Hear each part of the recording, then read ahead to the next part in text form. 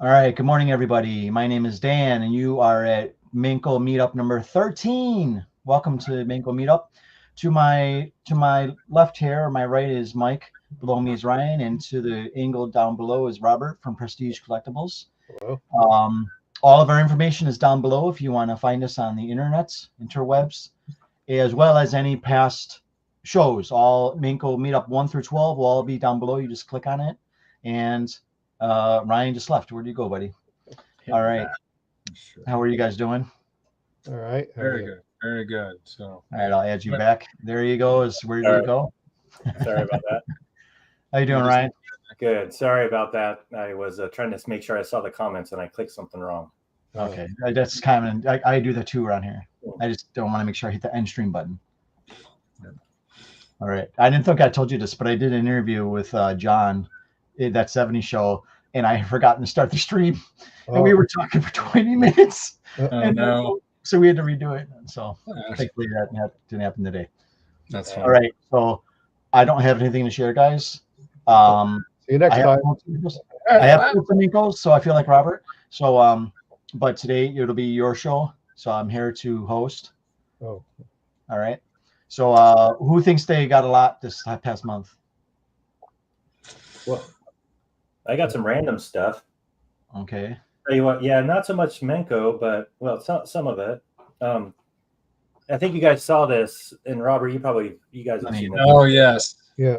Yeah. I was hoping you were going to show this again. That's kind of the home run pause, and it's pretty cool. It's a pretty cool box to back. You know, the kids can put their name, classroom on the bottom. You can see there. Yeah. And I think most of you saw what's really cool. So you open it up, and I won't kind of see here. You can see the crayons. Hopefully they don't fall out. Or I guess they're crayons or paws, but oh, nice. Again, they all say home run. Yeah, they all say home run paws. And then what's really cool is the Sadaharu card that came out. Oh my gosh, that's gotta be slab, man. It looks like a pet photo. Little bit some foxing or some color transfer, and I think Robert, you had one of these in your auction. I don't know, 3, 4, 5 years ago. Yeah, I've had the single and the crayons. That's so cool. The cards are cool. They're hard to find. Yeah. Now wait, does Nagashima have one? I don't know. That's a good question. I guess were they both in there? No, it usually comes with one card, but I don't remember seeing Nagashima. I'm not sure. Interesting. Okay. If they were smart, they would have put one in there and hope people buy more and try to get the other one. Yeah. That is in such great condition too, Ryan. The fact that and that it was obviously intended to be used by kids and students. And like, hey, you fill this out and you use the crayons and you write your name on this and everything. It's like it has been untouched. That's amazing. Yeah, they certainly haven't used them at all. So it's in somebody's dead stock somewhere. But yeah, I saw that and I figured, what the heck? I'm always interested in that kind of stuff. What does pause? Excuse me. What does pause mean? It's like pastel, I think. Okay. Yeah, you're probably right. Yeah. I didn't think about that. Here's some. I think most of you have seen these before. The show Trumps. I don't know if you can see that there. Nice. But yeah, there's Taiho, but these are playing cards, like circular playing cards that were giveaways. And I don't know, maybe Robert, you know a little bit more, but they were in a free giveaway in a magazine. You can see the shows those start. I forgot those are in the guide, but I don't. Yeah. Shoujo star card. Yeah, I don't. Yeah, those are star card. And I've got them in my checklist as well. But there's Taiho. I'm missing the other sumo wrestler, but Ricky Dozon.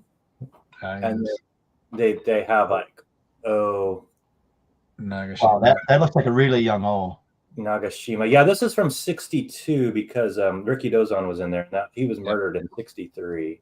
Oh, I didn't know that. Yeah.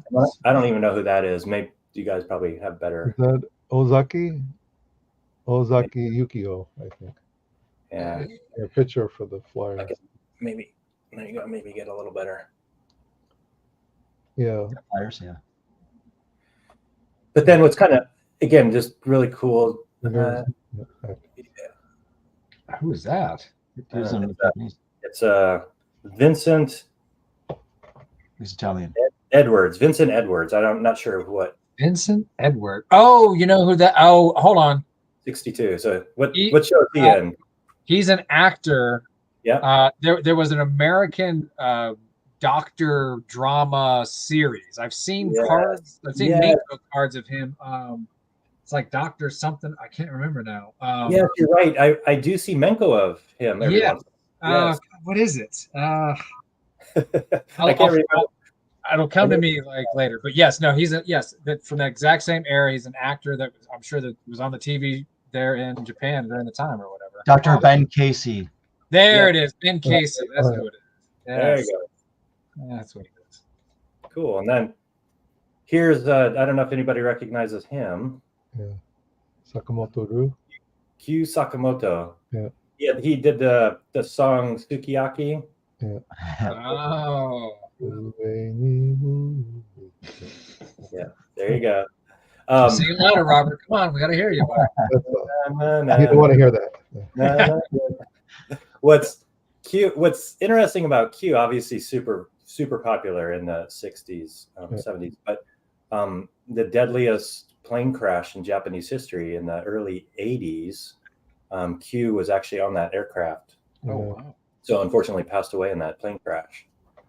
So, and I won't go through all of them, but it's really cool. What I like about these is they're a little bit of a translator, right? So there's some cards from the 60s and 50s. You don't quite know who they are, but for these, they tell who they are, and you can basically, if you can translate them here, then you can use that to find two other correlate some other cards. Nice.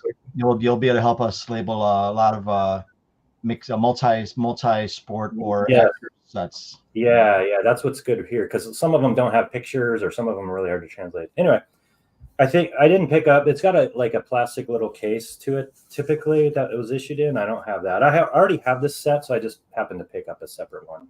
But the reason I actually picked up this set, not just for these came in it. It was an auction that had a bunch of other cool things. Really quick, just Menko. So those are huge early 1900s Menko. So these are all woodblock printed Menko. I don't know. It looks pristine. That's gorgeous. Yeah. Wow. And again, I'm not so interested too much in the subjects, but these happen to be in there. What's interesting, if you're familiar with early 1900s Menko, is they printed these woodblock Menko. They printed them on the sheets. So you can see that coming in, and then they actually glued them onto the cardboard. So they weren't printed on the cardboard directly. Right. Exactly. Yeah, it's literally like woodblock press onto thin paper, transferred over, and then cut out. Yeah. And then you can see some gold gilding there. I don't know. Easy to see there. My lighting's not great here, but on the sleeves. What's kind of you can tell they're period. So this greenish tint on the cardboard is very common in the early 1900s Menko. Yeah, greenish bluish. Yeah. So that's a telltale sign. But anyway, just the quality of that image on all of these. And I don't know if I showed the one I showed the first time, but yeah, just that, and then just the colors. Again, I'm not quite sure of the subject, but just the colors and a little bit of history there. That's awesome. And then I picked it up really mainly for this. This was in the auction, and it was kind of hard to see, but it's a little bromide book. Oh, cool. And this Futabayama, it's a hand-colored bromide from probably late 30s or probably early 40s for this one. Wow. And that's a nice one for the collection. Not great, but it came with 4 of these. You can see another hand-colored. There's Minanogawa. Sorry, can't quite see if it's focusing or not. No, it's good. It's good. But you can, if you can see the silver starting to tarnish. Yeah. If you see the reflection there, that's actually a silver metal tarnishing that was in the ink. Wow. Anyway, I picked up for that, and then the last kind of not so much some kid's scrapbook, and kind of a see there. But these are the 53 sceneries. Kaido. Oh, nice. And these aren't quite as interesting. You see those all the time, but these are somewhat of vintage. But then they had these cards of Menko, but it looked like hand-cut cards of certain samurai or certain period. So I picked it up. That's kind of a cool little bonus. Some of them are popping out, but this is some cool images. So I figured this is probably from the 40s or 50s. Is there anything on the back on these? Or are they just blank backed? Yeah, they're just blank back. Right. Yeah. Okay. Gotcha. Yeah. No, I feel like I've seen like maybe an individual one. I don't think I've ever seen this large a group. Yeah, maybe. So I was going to kind of pop all those out. And then at the very end, somewhere in here, they had a bunch of old stamps that probably can tell. Maybe. I should have marked it better. But anyway, thought that was kind of neat just to pick that lot up for. Yeah, there was a bunch of old stamps in here too that I can't seem to find anymore. Anyway. Okay. So that was kind of a cool lot that I picked up. That's awesome. Yeah. So I'll stop there. I got a couple other things to show later. All right. Who wants to go next? Awesome. Mike, you want to go next? Yeah, I can. So last time I left a little bit faster than I normally would like to have, but it was I had that one lot that I showed that that had that sort of game piece that was two-sided. On one side of it had like monsters, and the other side it had the sumo wrestlers, and it was like the flying disc kind of a thing, like knock the piece out. But in that same lot that I got that in, just had some random things that I thought were pretty interesting. But these are kind of like raffle game pieces, kind of a thing. So you've got typical for sort of that 60s era. But it has, what I liked about this was that on the back it had all the rules to redeem, and so this bottom portion of it was the part that you would tear off, which you can see on this other one that's already been torn off. But it was basically just a redemption, game process, thing that you would take and you would redeem for various prizes and things like that. So I just always like finding these things from that era that give a little bit more insight into what the whole process was for getting those different redemptions and all that kind of stuff. I think is really cool. In the same lot, there was also these. So this is typical for that. Robert, you might have, or Ryan might have a little bit better insight onto how common this is for different eras. But so we see uncut sheets a lot, in some of the Menkos. But then we have like these double sheets, where it's like 2 cards. Yeah. Are these These aren't prizes, right? Would they have come like this for sets like this? Yeah, those are prize cards. Oh, they are. Those are 3rd level prize cards. So if you got a 3 stamp, you could get one of those. Gotcha. Well, I've seen Taba that had double cards in the That have double cards as well. Baseball, I don't know about sumo. Yeah. So there were a few sumo from this same set that were in that. Oh yeah, very cool. Set. One more sumo in that same set. From here. And then there were a couple of baseball in the same set. Off the top of my head, I'm not remembering the exact number. They're kind of curved a little bit, but those. And then there's a Kaneda there. Nice. On the left, or yeah. So those, and then if you look on the back there, Mike, that last one you just had, there's a little bit of glue residue where it was. Oh, you're right. It totally is. The prize sheet. That's how they. And that, and I know that in looking for like bromides and things like that. I've seen that before, where it's like, oh yeah, you see like the telltale glue on the back. I didn't even think about that. And this is another one from a non-sports. This is Moonlight Mask from the live action. Oops, sorry. Oh, yeah. Live action Moonlight Mask. Cool.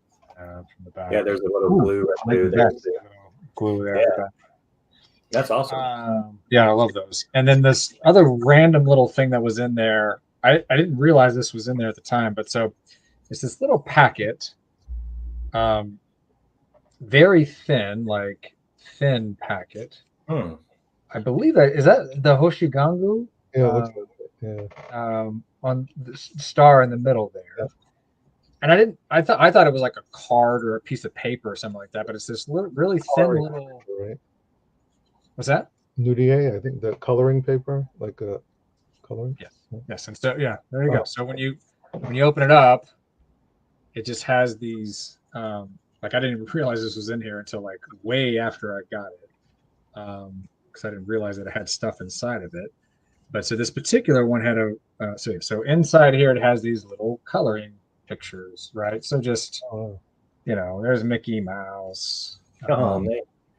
There's I don't know who that is. A king and a prince of some kind. Not sure. If that was on Yahoo, they'd call it Babe Ruth now. Right. Everybody's Babe Ruth. Yeah, look, I mean, I can find this old picture of Babe Ruth. He had a beard, and that's him, right? Yeah, that's him.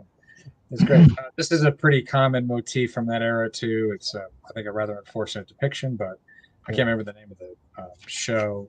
And then here's more kind of like a military theme there. And I don't know that these came in this pack or not. They might have, but inside of this same thing was these little tiny Menko. Little teeny tiny guys, and on the back here you can see there's Mickey. It looks like those came from a sheet or a panel, right? Cut. Yeah, they definitely look like they're hand cut. That's why I'm like, were they in here or not? And that's what's his name? Nor. That? Yeah, it's like Nora something. I can't remember. But I thought that was pretty just random and interesting to see kind of little nuances like that. The rest of what I've gotten actually from the last month, I will probably wait because I basically I got one thing this last month, one shipment for September, and it's all of the same kind of stuff. So last time I showed a bunch of actually these are I showed a bunch of these like bookmark kind of style. 1920s era silent movie actors and movies and everything. And so the entire rest of what I have to show, which I'll let someone else go and then I'll come back to that afterwards, but is all Menko, not bookmark style, but Menko style of the same era, like silent movies, early 20s kind of stuff, which I'm super excited about. But so I'll kind of leave it there for now and I'll come back and then I'll show you. Was the cat name you were thinking of Norin? No. No, Nora Moore. Yeah. I'll look it up while someone else is Okay. going. Yeah. I can't think of Pretty it. common. Yeah, pretty common in the 30s, I think. Yeah, 30s it's or a 40s, very. You see him. Anytime you see Betty Boop and Mickey and all that from that same era, it's he's in all the different kinds of things. I just can't remember the name now, but I'll look it up while Robert can go. All right. Well, I guess I'm not gonna upstage you with yours, but here's a Sword in the Stone. I don't mind it. Awesome. Yeah. Robert, I need that. I'm so sorry. I don't normally say it. I need that. You need to let me know how I can get that. Yeah. Well, I have this one. That's awesome. Are you a big Sword of the Stone fan? Yes. Oh, nice. Oh wow! You bought a whole box of them. I got these a while ago, actually, and I got Popeye. Popeye. Wow. Do they all have the cards in them, Robert? no. There was only one card, and it was this one, and I think it came in this box, but I don't know if it originally did or if it was just put in there. And I had a couple of others that were I don't even know where they are. They're a little bit faded, but yeah, these were the nicer ones. I think I put, I don't know if I put one or two of these on eBay. I'll have to check. I did get this recently. It's not a card, but I don't know if you saw this. That's a calendar. What is that? Yeah, they call it a 10,000 year calendar. Oh wow! And you can just keep using it and just change the days with the O and Nagashima on it. Oh, that's cool. Super. I've never seen that. When I got it even has like a little baseball scene on the back there. No, it's just that's the thing. Oh yeah, it does. Oh yeah, underneath. Yeah, it's both of them swinging. It looks like yes. Oh, Yeah. wow, how about that? Huh? What interesting detail. Like it clearly wouldn't. When are you going to look at the back of that, right? So yeah. nice. And the thing is, when I got, I thought it was much bigger, but it was still pretty cool. Oh, that is awesome. Yeah. Is there a manufacturer on that front there, or is it just? No, it says. Let me see.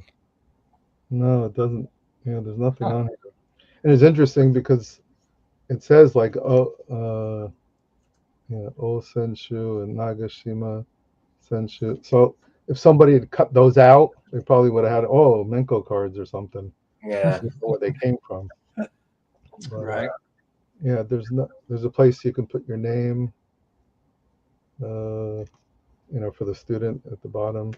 But yeah, I don't see Monman calendar. Probably like a free giveaway in a kids magazine. Yeah, probably in a magazine they used to put the inserts, and sometimes in a little baggie with a bunch of different things. Yeah. Actually, kind of like, although I did take this apart. I had a set of these. What is that? These cards in them. Oh wow! Yeah. So they would come and they were through here, and they would swing open like this, so you can go through them. Oh wow! That's cool. I did just take them apart. The O. There's the one with the O and Nagashima that's in my auction now, and then these are all. Oh, is that what it came from? I saw that. Yeah. I wasn't sure what that was. Yeah, it came from that. There's. I had this one once before. This has Larry Raines and Barbone on it. Mm. Too bad they didn't use Jackie Robinson. Yeah, I was gonna say that's Jackie Robinson number. Yeah. So that would have been interesting. And the last time I think we were on here like on September 14th. So luckily I was able to go to the game on the 19th. Yes, you did. Yeah. Nice. So the 50-50 night? Yeah. Yeah, that was incredible. And I was able to get some tickets. So. Oh yeah. Were you walking around just? No, he was like me talking to all the little Korean kids. Give me your card. I was told that after the 5th inning, they closed the box office, and then they ended up opening it up again. So they started selling tickets. So luckily I was able to get some, and because they really don't print tickets anymore. Everything else is just exactly. It's all digital. Yeah, it's all digital, and I've been trying to pick up some more Otani stuff. This is like a file. Yeah. But this one's from 2012. Jeez, look how young he is. Wate, yeah. Mm-hmm. So, and I don't know. I got a few other things. It was 2013 is rookie season. This was PS3. Was he featured in there? I guess that's probably just like caricature. Yeah. Although I wouldn't even know how to play it, but this was just thought it was something. You don't need to. It's all good. Yeah, and I started trying to figure out maybe making some of my own stuff. I had these done. Oh, the vintage signs, yeah. Vintage signs. I made 4 of them. One was the Yaku Kai from the 1927. I love that. Wow. That's neat. Babe Ruth poster. Yes, nice. Yeah. And, I have a bus pass for that. Yeah. Ooh. Yeah, I liked it. This was on actually from this. Oh yeah. I scanned that. Yeah. So it's real. Because I know you've made up some shirts and stuff, but it gets kind of addictive to start making up. Oh yeah. The things and yeah. Stuff like I like the idea of doing those metal plate things for some pictures. Yeah, Actually, I had them done in China, and they're very cheap, but the shipping was, a little bit. But yeah, they're just cool because you see them on eBay with all different types of things. Even in Japan, they have them. So I thought I'd make up a few. I have some in the back that I bought from other people. So I think they're pretty cool. They make them with pretty much anything. So let's see. Other than that, I don't know. I did pick up, and this isn't vintage or anything. I got a case of 94 BBM. Oh, nice. And Yeah. yeah, these were the ones that were where they put them in the machines. They called it card DOS. Yeah. Okay. Yes. Yeah. So, Would that have been whose rookie would that have been in there? I was second year Ichiro. Second year each. Yeah, and since that card is a lot harder to get than the rookie card, there was a lot less of them, and with the black border on the back, they're hard to get in high grade. So, I think I only got like 4 out of the whole case, but yeah, I sent off a submission to PSA, so we'll see how that goes. They're all over the place with the grading, and even SGC. I've had it. Yeah, it's difficult with Japanese cards, as you know. No. Well, someone asked me the other day about how does PSA or companies grade Menkos, and I said, to be honest, I don't know, and even my expert friends don't know what PSA doesn't know what they're doing. Yeah, I did get some of these. These were just generic ones. Die cut. But yeah, other than that, I'm just trying to. I did get these. These are all some. I didn't get these from Japan, but I got some O cards that are graded. Yeah. Is that a 6? Yeah, I got it. Yeah, there's a 6. Yeah, the top isn't cut well. 7. Wow. 8. And those all look those all look trims on a trimmer, right? Yeah, I got them. I didn't grade them myself. I had them done. So. Right, but I mean they look trimmed, right? Yeah. 9. That's they're all over the place. Screw those guys. They're so annoying. Yeah, because I've seen some that were impeccable. And they'll be like a 5. Yeah, grading is I know it's subjective, but sometimes it's like, what are you thinking? I don't know. No, there's some aspects of grading that should not be subjective. I think that's kind of the point. Yeah. Right. Yeah. Even grading with lower end stuff, because you can have a 1 that you crushed up on your hand, and then one looks like a 10, but it has a pinhole. It gets a 1. Yeah. So I think it's more at that point you buy the card, not the grade. How it looks. They're shooting themselves in the foot with everything they're trying to do. All of them are. It's not just exclusive to one, right? I think a lot of them end up getting into areas where like they'll grade something that they shouldn't be because they really don't know what they're doing, and then other things I don't know. But all the companies I've had issues with in one way or another. Yeah. Just none of them have that expertise. I'm really surprised that like in Japan, they don't have some sort of, in-country grading. I know they collect them all here and then send them back to the United States. But well, PSA started they do grade in Japan. I don't know if they're grading everything or just modern stuff. Okay. Most of the stuff they're grading, I think, is mostly TCG, Pokemon, and whatever. Yeah, they don't out there. Vintage experts, I think, and vintage Japanese experts in the grading companies. Yeah, because Gary works with PSA with things, and I don't know, SGC doesn't work with anybody as far as I know. Yeah, because I did send them I had a postcard. I don't know. I've sent them a few things, and they're like, "Oh, we don't know," and they send it back. Yeah. And you're giving the information, right? Yeah, I give them the information. It's like sometimes they tell me, "Well, we got to do a deep dive." I sent SGC some cards that were in the guide, and they go, "Well, we have to do some research." I go, "Who are you going to research?" No, you don't. We're sending it to you. No, you don't. Yeah, they're in the guide, and who are you going to ask? And it's like literally the expert on the subject has created a guide. First of all, I wouldn't send in things that were correct in the first place. Why would I waste my time? Yeah.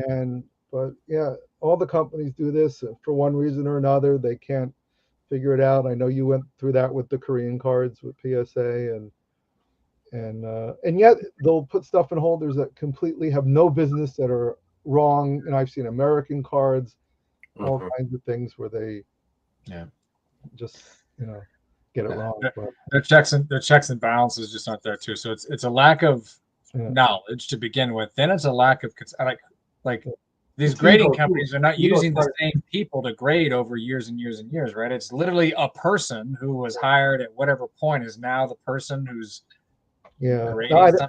Now, I don't know what they do with the Japanese cards, or a little oddball, international soccer things, if they have specific area. I can't imagine they just give it to the person, grading modern stuff, because that's a flip of the coin, 9 or 10 most of the time. But I don't really know. It's infuriating. You just play the game, that's all it is. Oh my God, the game's got to end before I die. Yeah, it's interesting. I've had PSA reach out to me on several times, but then it's just weird that they don't use their resources a lot more. I mean, there's a whole community out here, I think, that knows quite a bit. That I know we're not on payrolls or anything, but certainly able to assist. Yeah, you'd rather get it correct than. Absolutely. I think that's a good point to be made. Like those of us in the hobby that actually care about this stuff, like we're not just here for the investment and the whatever. It's like we actually want this stuff to be legitimate and accurate and normalized. So why wouldn't you try it? And I know a lot of the Japanese stuff, there's a lot of unknowns, exactly who made things, what years they are, and stuff like that. We do the best we can, but it's not always. And then sometimes you find out new information and things change. So I mean, I don't know what they do.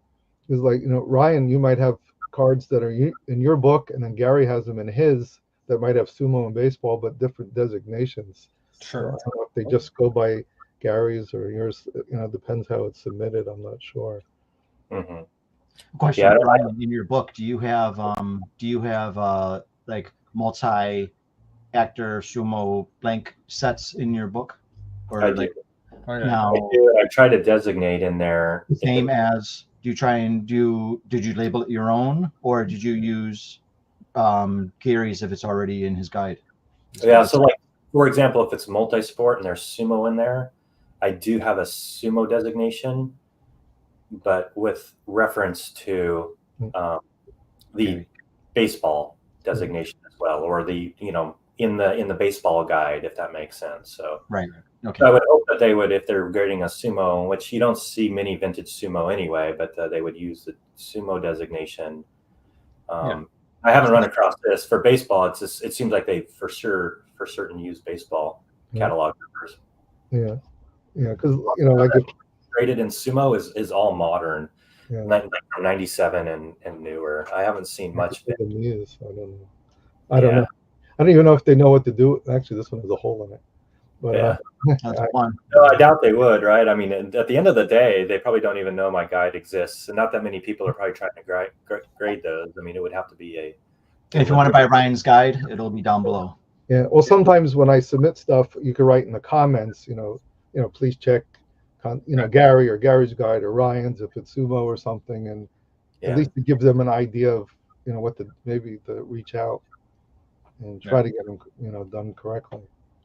Yeah, also Korea does have its own grading. It does. I don't say Korea has its own, but there is a grading company in Korea that does grading too. Oh wow! What's BRG break grading? Okay. And they specialize in Korean manufactured cards. Is that the point? Well, no, they'll grade anything. Oh, okay. But they mostly do. It's mostly only Koreans submitting Korean cards to get graded. Sure, makes sense. Yeah, I don't think I've seen a lot of MLB stuff in BRG slabs.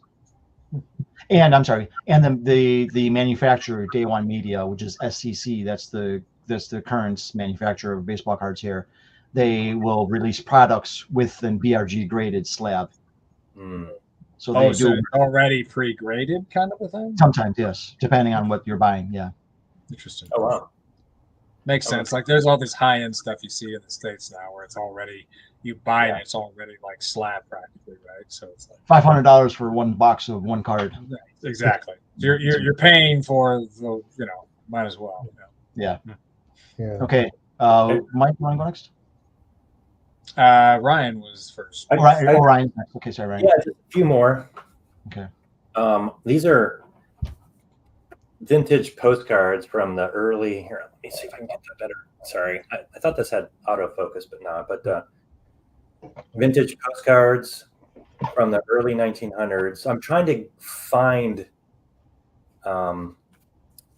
numerous copies of these so I can grade them, or not grade them, excuse me, catalog them. So these are just kind of like one-offs right now. Those are amazing. First time I've seen that like kind of double card like that. That's interesting. Yeah, that's super rare. So I've been trying to find other examples of these. I'm sorry, you said these that's offset, so it's pre-1930. So yeah, do you see that line, the offset line? When it's about the third of the way from the bottom, that means it's between 1907 and 1918. 18, okay. So that's about a 10-year span that they did that. Great question. So when you see like this one, this is is that hang line, right?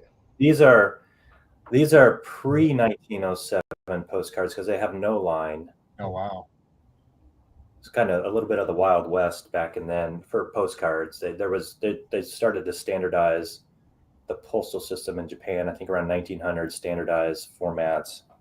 Is that how you know the sort of break off? Is it just the sheer volume of these you have to know where that date falls, and it's just clear that? Yeah, no, I have a guide that I can send along as well. Somebody I forget what university actually came up with all the data. But, really, hundreds and hundreds of postcards with date stamps on them.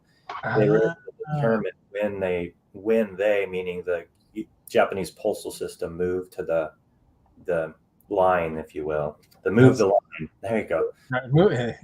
So I have a chart with the different dates.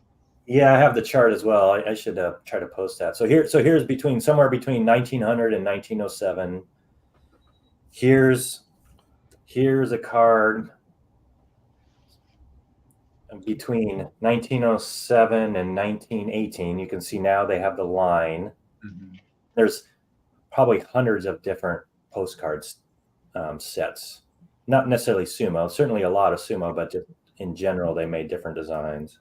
Yeah. And then here's from 1918 to, and then, yeah, Robert, I know you have, I forget where, 1918 until the next year, 1932.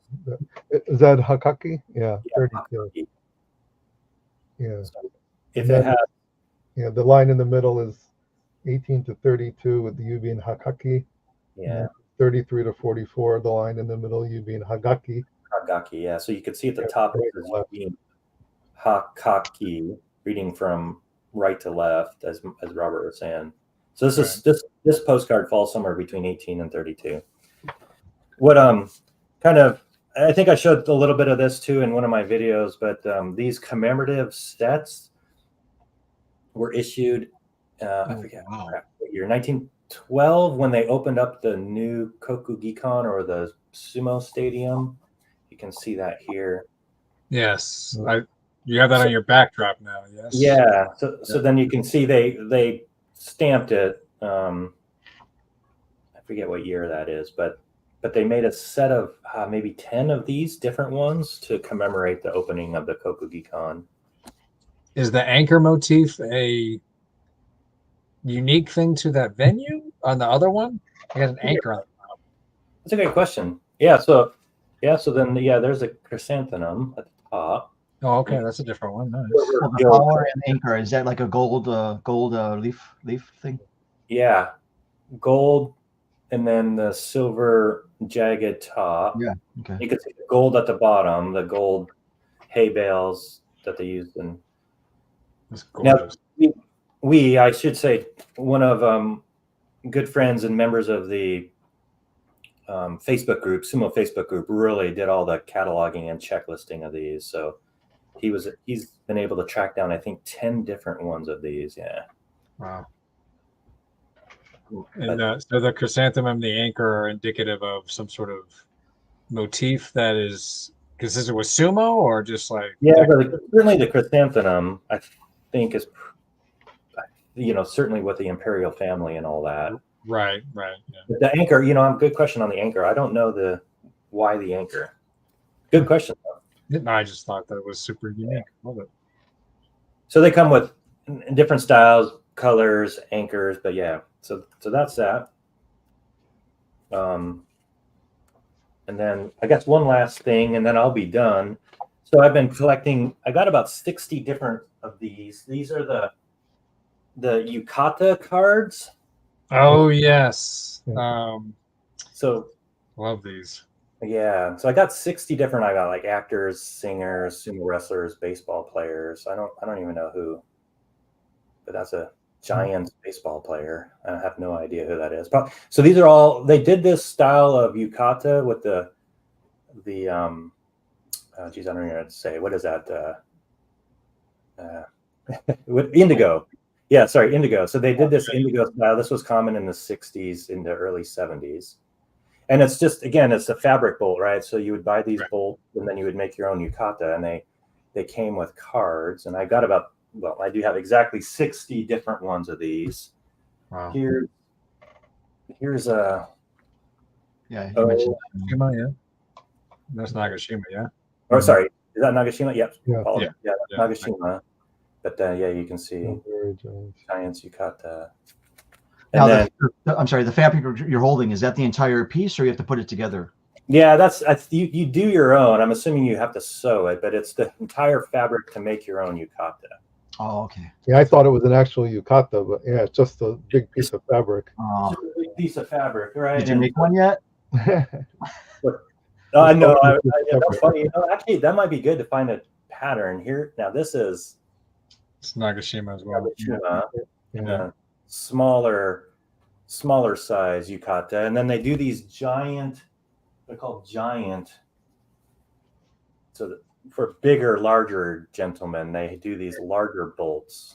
For the sumo wrestler in your life. Yes. So there's that. I'm sorry. Is every image they're wearing a yukata? There's not, and it's not something else.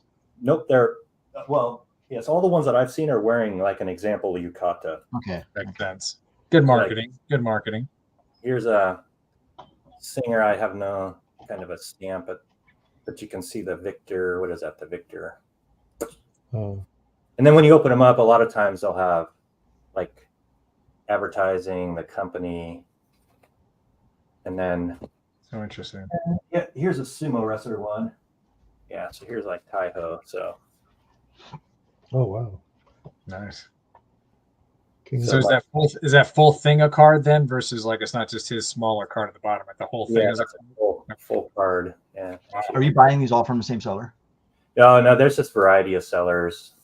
This is all old new stock, right? All old new stock, yeah. So all these are from 60s and 1970s. Some of them early 70s. You'll see like the Expo, the Osaka Expo, World Expo from 70 or 72. So you'll see some of those. But anyway, my goal someday is to be able to catalog all those. Like I said, there's actors, singers, baseball players, sumo wrestlers. Are they blank back? The cards? All the ones that I've seen they're all.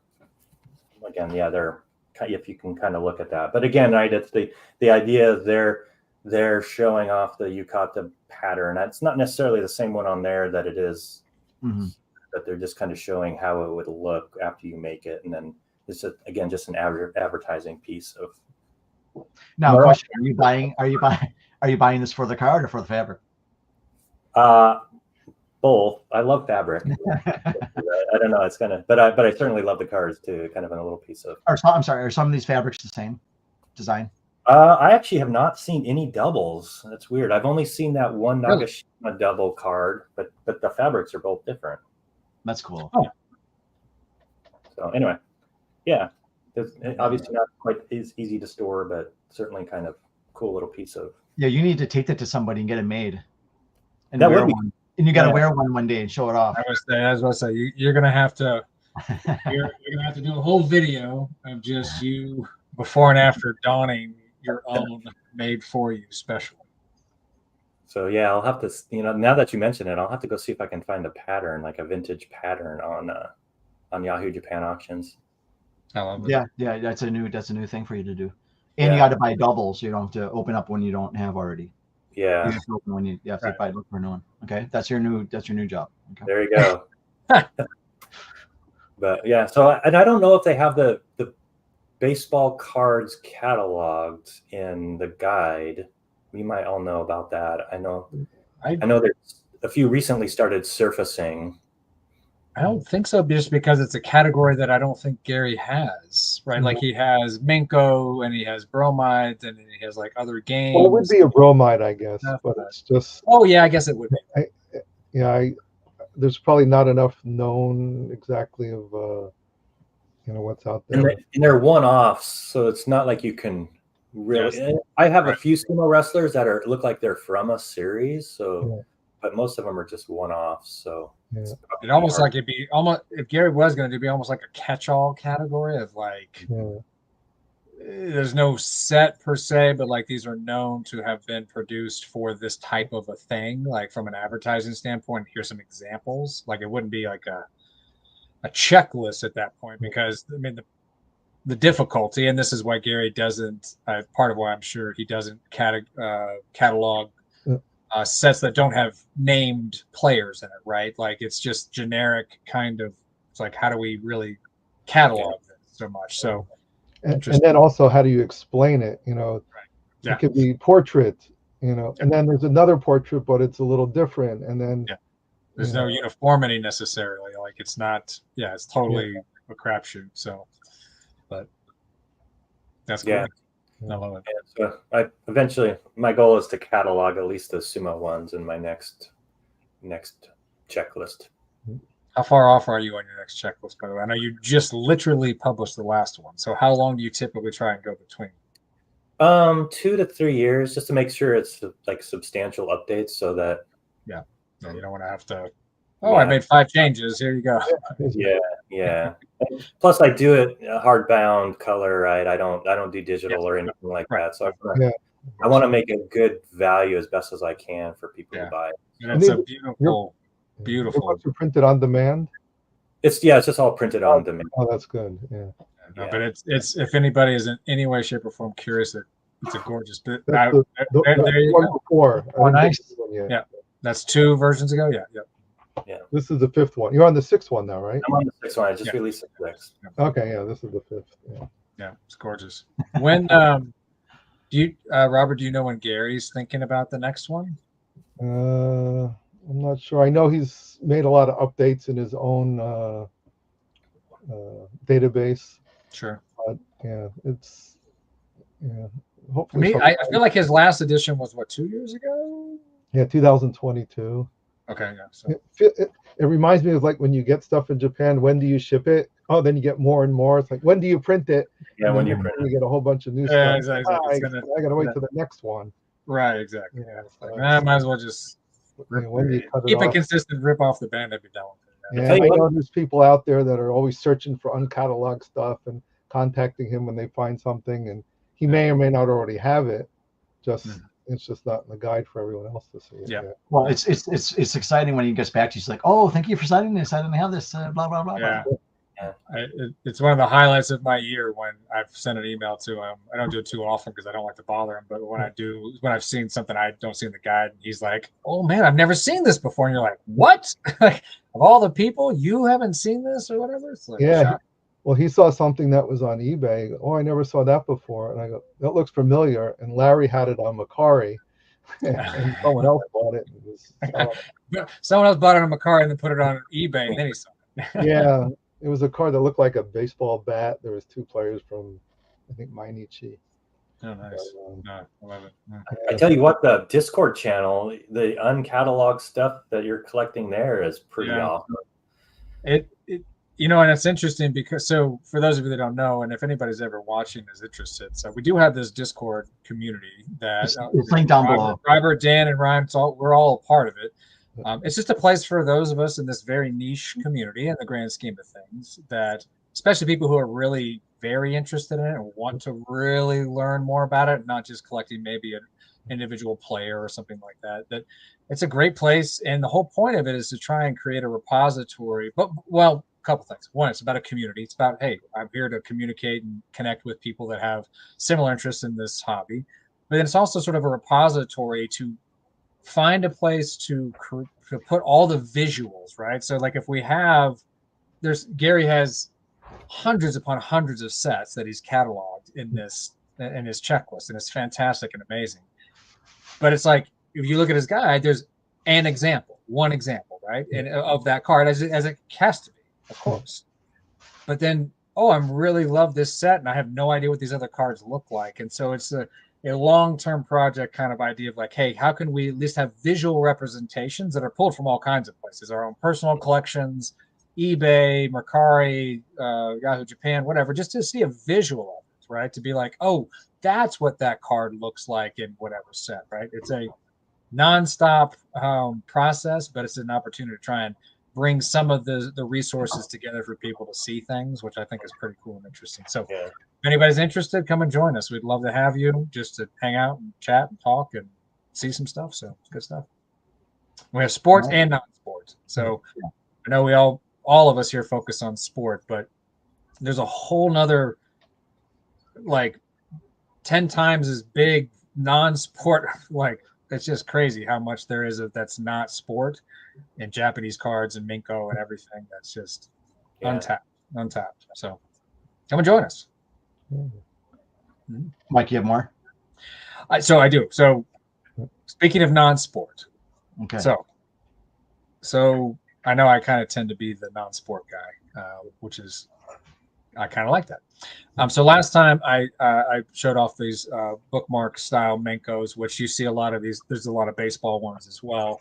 Actually, I'm curious, Ryan, how do you see a lot of sumo style bookmark Menko from like the teens and 20s? Few, very few.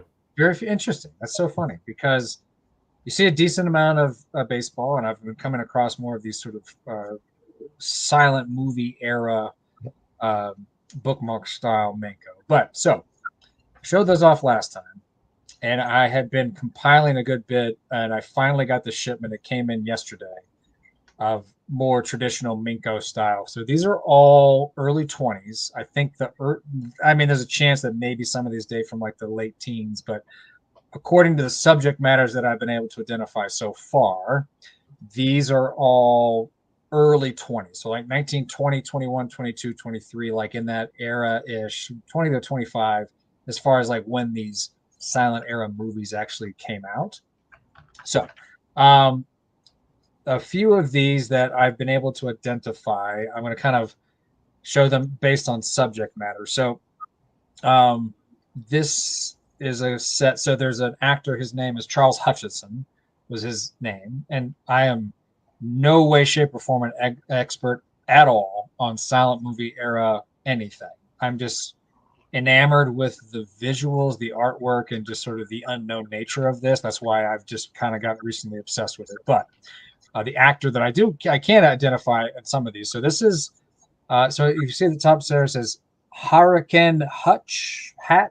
Hurricane Hatch. It's so the name of the movie is actually Hurricane Hutch. Hutch. So the actor's name is Charles Hutchison. So, but so this is sort of I would assume a gentleman firing at the other guys. He jumps off this, I don't know, the top of a ship, or I don't know what's supposed to be there, but and this is the back. Nice. He's sort of, and down here at the bottom, some of these had the same at the bottom. In the what looks like parentheses on some of these, it says like Circus King, but I don't think that one does. I'm not sure, but I've been unable to translate many of these things. Well, I'm sorry. Eric, let me read something off on his wiki. Can you put the card up again? And I'll just read somebody's name on the back and the bottom. Yeah, so, it probably is. All right, so it says Charles Hutchison, American film actor. In 1923, he went to Britain and made 2 films, Hutch Stirs 'Em Up and Hurricane Hutch in Many Adventures for the Ideal Film Company. Made one serial in 1926, Lightning Hutch, for distribution by the Aero Film Corporation. Yep. Okay. And he was an actor, and so he 1879 to 1949, that individual, but he was an actor, director, writer. But yeah, so the back is, I assume on some of the other ones I have with these images is a different visual of what I believe to be an actor, and maybe there's a name there that is. Oh, Eddie Boro. Eddie. That's, could it be Eddie Polo? Oh, Eddie Polo. I mean, yeah, okay, all right. Yeah. So as you will see, there's a theme here. Yeah. So Eddie Polo could also be the individual in the middle there, which obviously does not correspond to the front of the card.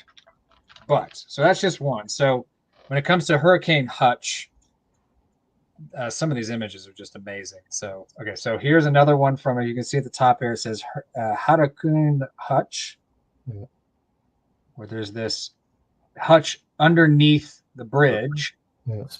Right. And then this is the back on this particular one. There's another actress. Nice. It's just such a cool card. Yeah. Here's another Hurricane Hutch there with a similar back. Like that. So this is a different Hutch movie. This is called Speed. This came out like 1920. It was like 25 maybe.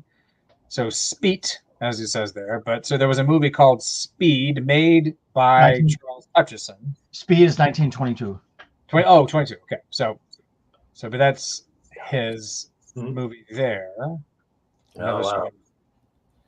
That actually looks like I don't know if it's a geishas or actresses or what that is, but just absolutely fascinating. Here's another Hurricane Hutch. He's in some sort of elevated, I don't know, what would you call that? Like an excavator of some kind? Excavator, yeah. Yeah. Nice. Wow. And a more distant view of that same excavator, jumping onto what looks like to be a steam ferry ship or something. Steamboat, yeah. And the interesting thing about a lot of these silent films from this era is that many of them are lost. Like they don't actually have the movies. You can't watch them. You have no idea. So a lot of the information on many of them are based off of just maybe like a publication from the time or information that is there. Here's Hurricane Hutch with his parachute of some kind. Don't know what he used that for or not, but there's that. And then another sort of last one from this same Hurricane Hutch is this Spito again, hanging from underneath the bridge. And this is the only one with this back that I have that I've seen. This small card motif is typical for that era. There's other Menko from that era that say small card for various things. I'll try not to take so long for the rest of these because I have. That's awesome. Those are awesome. Yeah, aren't they? I mean, just the imagery of these things are amazing. Another actor from that era. So that was Charles Hutchison who played Hurricane Hutch. There's another gentleman you see kind of fairly common that is, his name is Hoot with an H Gibson. He was like a Western, like cowboy guy, but many of the Japanese cards say Foot Gibson, which I just think is fantastic. Yeah. Is that same motif back here. Yeah. So it's another actress, and I don't know if her name is readable or not, but Pearl White, I think it's. Oh yes, no, Pearl White is okay. That's good to know. Pearl White, because I have Pearl White elsewhere. So here's Foot Gibson again with these horses blowing something and everything. Just love it. Same sort of thing here with another from Tacoma on the rest. Eddie Boro. With Eddie Polo again. Polo. Yeah. Oh no. And then here's another one of it's Marco's brother. Right, Marco's brother. Yeah. Hoot getting in a fight. Mm-hmm. And then here's that back again. So this is, I think that's Eddie Polo. Another Eddie Polo in there. So, and then a couple of these that are sort of random ones I'll point out real quick. I don't know what these mean, but your guess is as good as mine. This is obviously a sort of version of. Yeah. Mm-hmm. So there's that. Then there's this one that I don't know if this is trying to say Art Deco or a name of a movie or a person, or I don't know, but it's pretty amazing artwork. Just Maybe love it. Art Accord, Accordo. And your guess is as good as mine. These both, I think the translation of this is like action drama. Art, I'm sorry. Arts Accord. Oh, Art Accord. Yeah. It's a person. Oh, there's someone named Art Accord? Yes. When the war ended, he returned to the rodeo business and became good friends with Art Accord, Oh. a fellow cowboy movie actor. Well, then how about that? It's Accord. So it's an Art Accord card. I love it. Art. Hey, there you go. This might be the first remembrance of Art Accord. So there you go.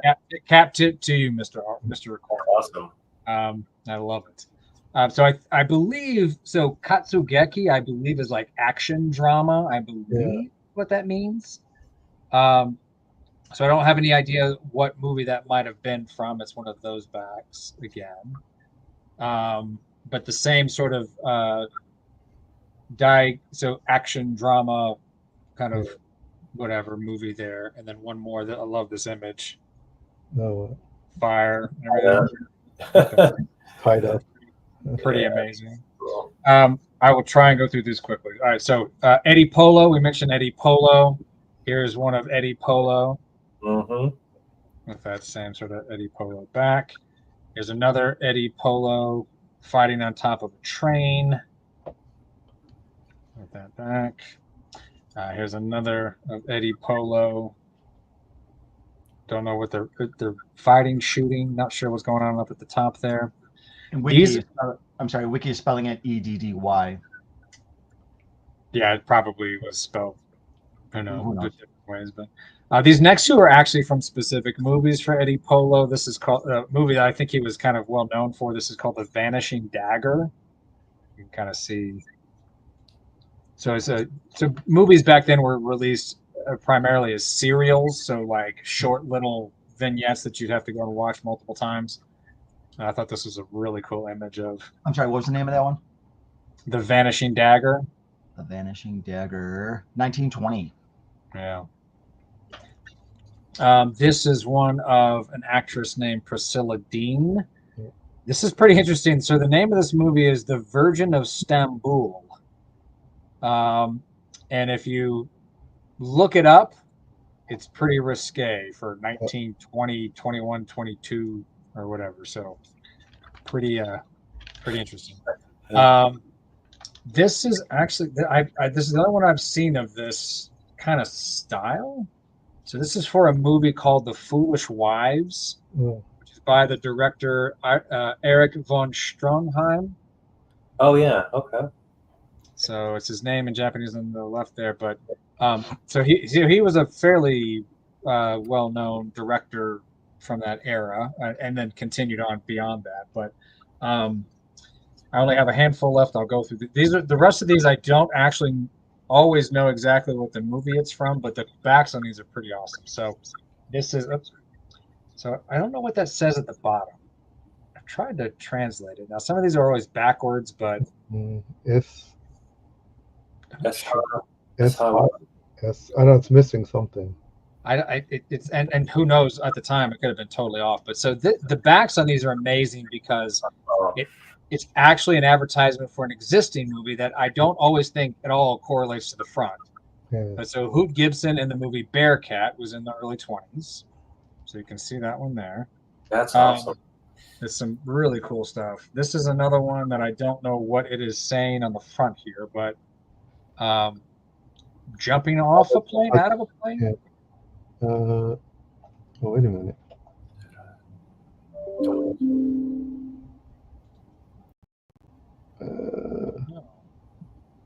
Yeah, it's hard to tell. Yeah, on the back, it's for a movie called Dr. Jim by the actor that starred the actor Frank Mayo, who I've learned about today. Real quick, so then the rest of these here, I think this is from the movie Speed. I'm not entirely sure, but Speed Hutch.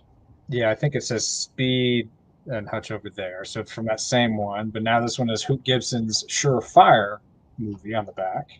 And all those movies came out in the 20s? Yes. 20. Yeah. All of them are early, like 1920, 22, 23, kind of in that range. Wow. Then here's another one of a guy, I assume, jumping onto a train. That's cool. Again, I think that might be Speed Hutch again. Yeah. And then this is for a movie called With Stanley in Africa that starred George Walsh. This is another, I think, Speed Hutch or Hutch related movie. And the back advertisement is for The Adventures of Robinson Crusoe with Harry Myers. Wow. Awesome. If you guys can read this, it might give me some insight on a couple of things. Can you guys read that? Yeah. White Eagle. Is it White Eagle? Ah, Yeah. fantastic. Okay. So there is a movie in that era called White Eagle. Oh, yeah. And the back on this, I'll just show you. So this is Hoot Gibson's Bearcat again. So there's some duplicate backs on these. Yeah. So, okay. So if this says White Eagle, Yeah. this has the exact same, but it's harder to read. Yeah, it also says White Eagle. White Eagle. And then you have this guy with the sort of wrapped veil, which, if you guys probably don't remember, because I barely remembered until I saw this. One of my bookmarks. Oh, yeah. Yeah, it looks exactly the same. Oh. Not at all similar. That I wouldn't have gotten White Eagle from this, but it's clearly the same movie. So how about that? We've done a little bit of detective work. There's something on the back of the long one, on the bookmark one? The bookmark one, so this is the front. It's one of those generic nothing on the back. That's why I was like, oh man, I don't know what this is. But now I have deduced it from those other things. Yeah. Fabulous. And the last two I'll show and I'm done. So this one is just from, I don't know what movie it is. It just says cinema, but I think that image is amazing. Yeah. It's a good image. Wow. And on the back of this is Priscilla Dean, who we saw earlier in the Virgin of Stamboul, but she was in Wild Honey around that time frame. And then this last one I'll show, and I'm done. This hits a couple of things for me. So I also collect deep sea diving cards from around this era. I don't know what movie it's from. I think it does say deep sea or diving or something like that on there. Speed Hutch also. That's Speed Hutch.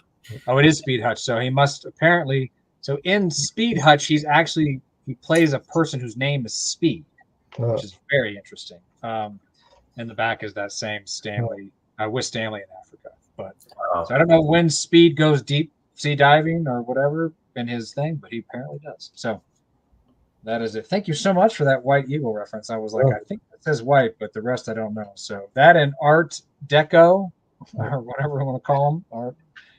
Awesome stuff. You got to add that to the Discord. Oh, well, now that I've shown you guys, I will. But no, I need to just get it all in there and do it now. So thank you for humoring me in my. So you're going to add a Hutch section. I'm going to have to. I feel like 1920s Japanese cards are the hardest to find. You can find them in early 1900s, but 20s. This all just absolutely blows my mind in that, one, you don't see much stuff from this time era in general, obviously just age and otherwise. But then the subject matter of these is amazing to me. So part of me trying to figure out what on earth these things were referring to was me trying to find American versions of any of this stuff. And there's just like, this stuff doesn't exist from America in the 1920s. They didn't make trading cards, right? Or not trading, but you know what I mean? They didn't make these cards in America. You have like maybe some lobby posters or pamphlets or whatever. They just didn't promote movies in the 20s in this way. But obviously in Japan, it was a thing. So it just is so unique and different and rare. You're like, what is this stuff? And who are these people? And it's just awesome. I love it. That's so cool. Okay, Robert, you have anything you want to share? I have a few things. I don't know. Some of these I might have shown on my channel, but I did pick up one of these Sumo. Yeah. I wasn't exactly sure what it was, but I found the same one in your book. Yeah. Yeah. That's this one here, 1925, Yeah, and the stadium. It's a S252. You can see. Oh wow. yeah. Yeah. Those are really, really cool. Yeah. Very cool. Have you ever found these cut out, like laying around? I've never have. No. I've only seen them in here. I guess people really took care of them. Yeah. Blank back, kind of thin paper, but So they're not perforated anyway, right? It's no, yeah. no, they're just folded. Yeah, even the last one is the names are folded over the back. Yeah, that's so cool. Yeah. But yeah, they're and it's nice because it actually says on it, it says card. Sometimes they would say picture or photo, something like that. Yeah. Like Tokyo Meirishi card. So that's pretty cool. Yeah. And I guess that's I don't know the company who actually made them. Yeah, I don't think I've translated that yet. But I forgot it's something. yeah. Yeah. But those are cool. That I believe issued at the Kokugikon. That's what everybody thinks as a souvenir. Yeah. And then I did get this Sugoroku sheet. It was harder to show, but oh wow.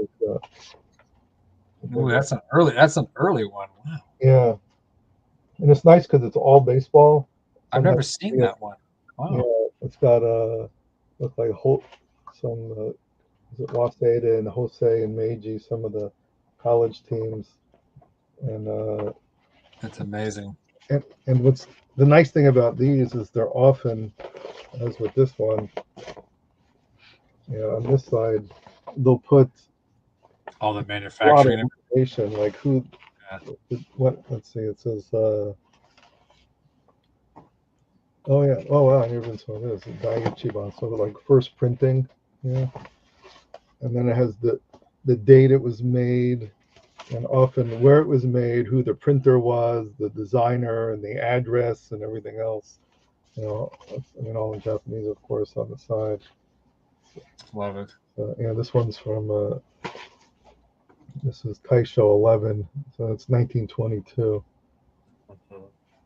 It's amazing that so much from that something like that has all that information on there, and then yet you'll find things from like 30, 40, 50 years later that have no idea. Nothing. Yeah. No, I have no idea.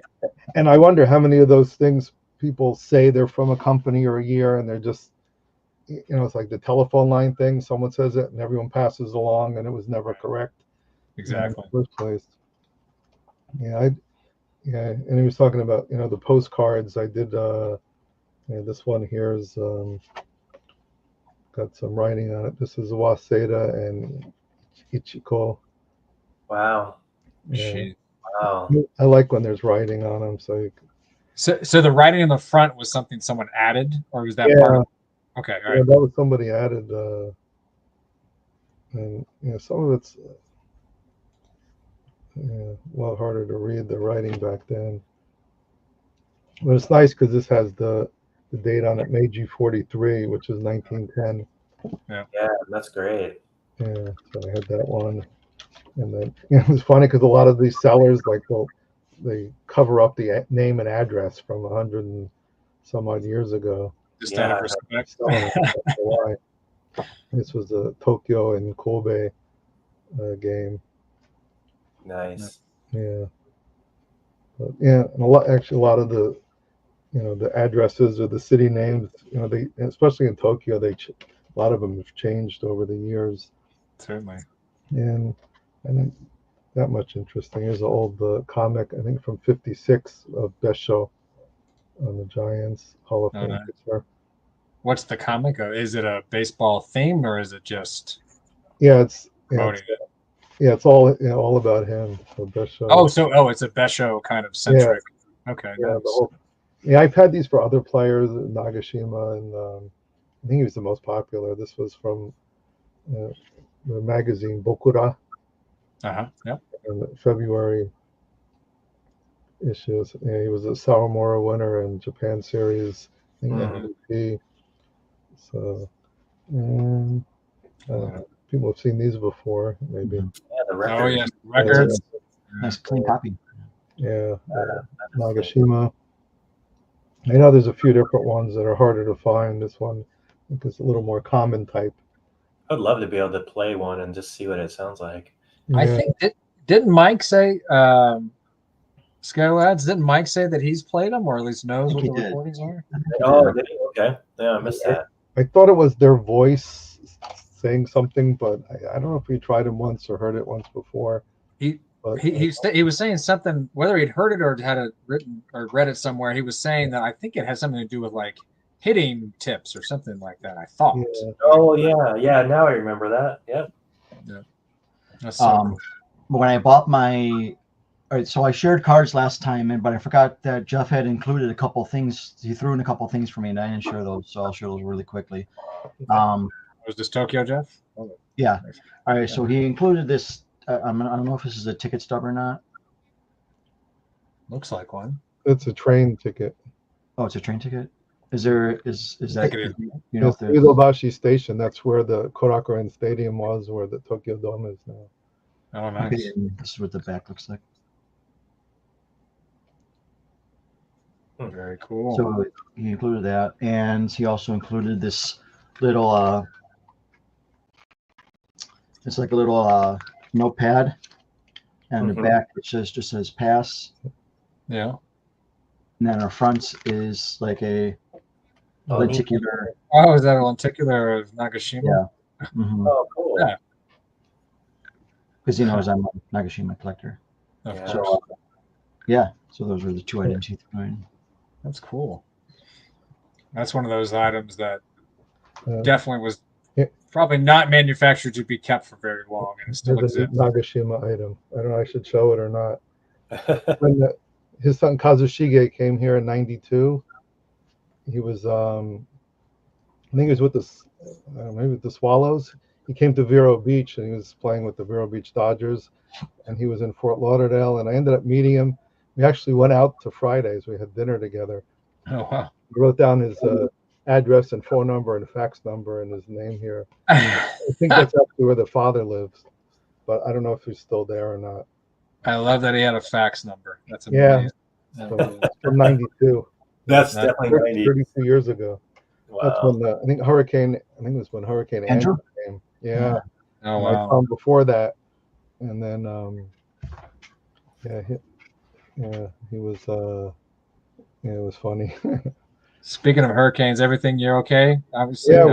We got Hurricane Hutch to Milton, and it's Hutch. I'm gonna say Hurricane Hutch. Are you kidding? Oh, yeah, we got. You're saving those cards for today, weren't you? Yeah, that's right. I was waiting just for this. Well, it was Helen, right? Or Helene. Yeah, Helene. Oh, Helene. Yeah. Actually, I had a high school friend named Helene, and everyone called her Helen, and she hated it. So some people were calling it Hurricane Helen. Yeah, it was. Yeah, we had almost nothing here. We got very lucky. Good. That's fabulous to hear. And Two back to the back. scary thing was the tornadoes. There was there was one west of me in the Everglades because I'm not that far, a couple of miles away, but it stayed out there. But some of the other ones near Vero Beach, and I know some of the videos, people that live in Florida aren't the smartest people because they're out filming it as the tornado's ready to destroy their home instead of, we don't have basements, so you can't really go underground. Florida man. Yeah. Well, glad you're okay. Yeah. And I know there's another one brewing possibly in a week or so, but they never, who knows where it's going to go. Hopefully it'll veer elsewhere. Goodness. Yeah. And you got you're in the midst of your auction, your most recent one, yes. Is it about halfway through ish? Less. I got 2 weeks to go. So I wasn't sure when to end it. I know that the 19th there's the Leland's auction, and not that it really. No, it's smart. You should do your best. And then the week after is we turn the clocks back, so we can't end the auction anyway because it'll screw it up. But also that weekend I'm going to be in Orlando for the Fanatics collection. Oh yeah, I've seen you. Yeah. So since it's not 3 hours away, I decided to get a booth and hope for the best. Yeah. It'd be better if the Dodgers won the World Series while I was there. So you could really push some Otani, yeah, And Yamamoto. and Yamamoto, yeah. Yamamoto stuff, but yeah, I kind of gave up on Seiya Suzuki at this point, unless something happens. But Yeah. yeah, it's fun. Yeah, watching awesome. the game. What about the Cubs pitcher? Oh, Iwanaga?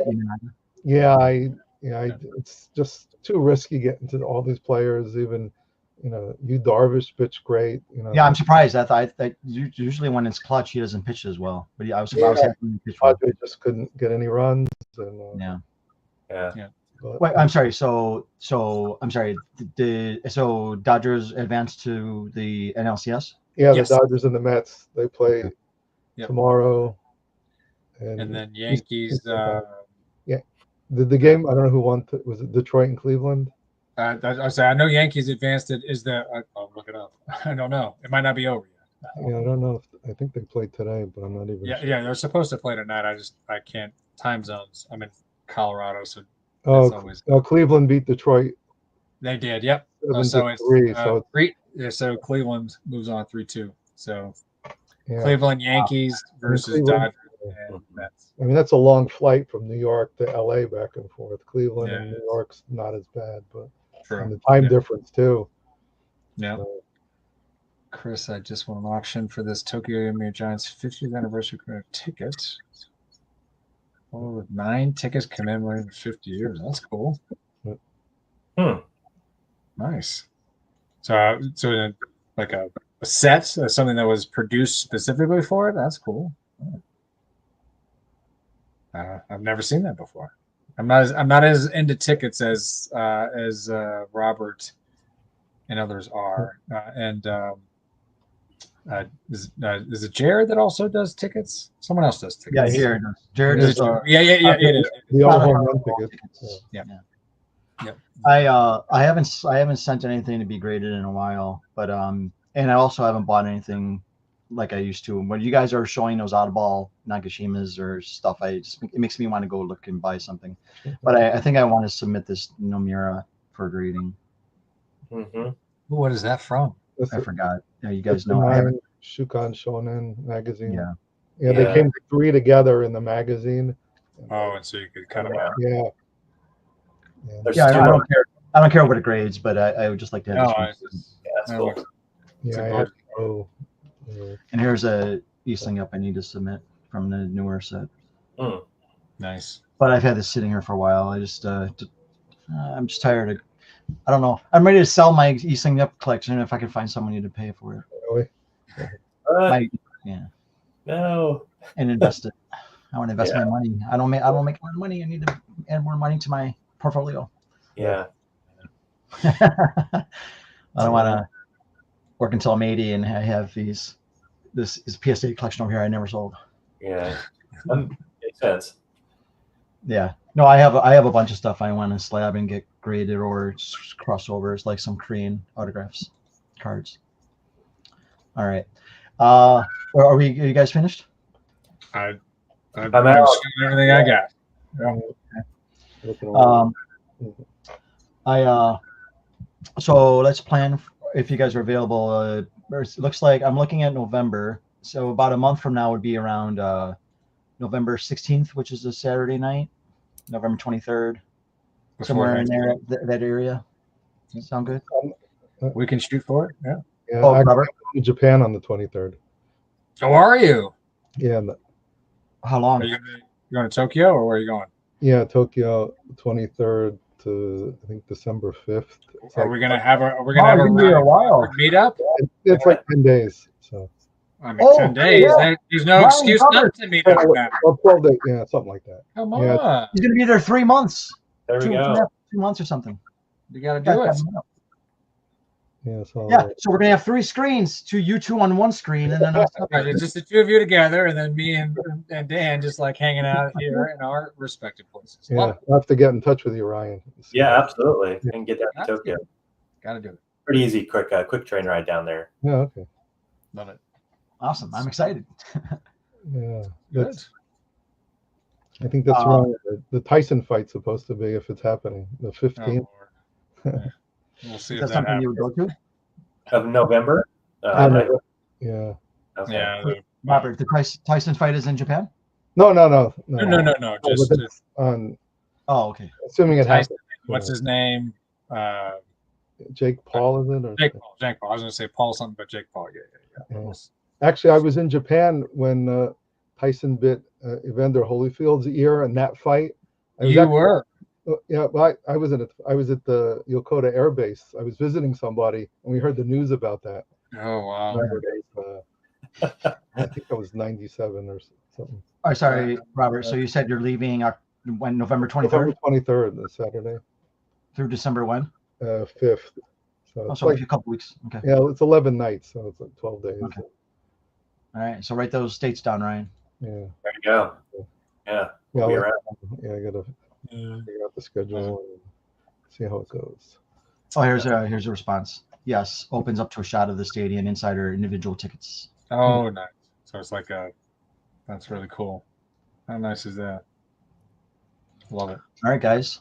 Cool. Thank you as always. Pleasure's all, gentlemen. Good luck on your option, Robert. Yeah, thanks. I appreciate it. Well, let's plan for the 16th before Robert leaves. If you guys are, sure. We'll plan for that. Okay. All right. November 16th. Okay. Had to Prestige Collectibles bid on your auctions. Yeah, thank you. All that stuff will be posted below. If you want to buy Ryan's Sumo book, if you want to buy Gary's guide, it'll be on Robert's page. Also linked below. You guys buy those, as well as the Discord if you want to join the Discord. Join our Discord. Join. Yeah, and if you want to buy that Otani 50-50 baseball, it's only at $2 million now. Oh, is that it? Yeah, it's yeah. All I want is that stone, that Sword in the Stone pause crayon thing. So as long as it's less than $2 million, I think we got a chance. That's all I want right there. Yeah. It was on sale, $250. I sold. Too bad it has no card. Yeah. I want that thing. Yeah. All right. Okay. Cool. All right, guys. Have a good Halloween, and we'll see you just before Thanksgiving. All right. See you guys. Sounds good. Have a good one. Yeah. Thanks, Dan. Thanks for setting us up. As All right, always. guys. And Shreem, sorry, guys.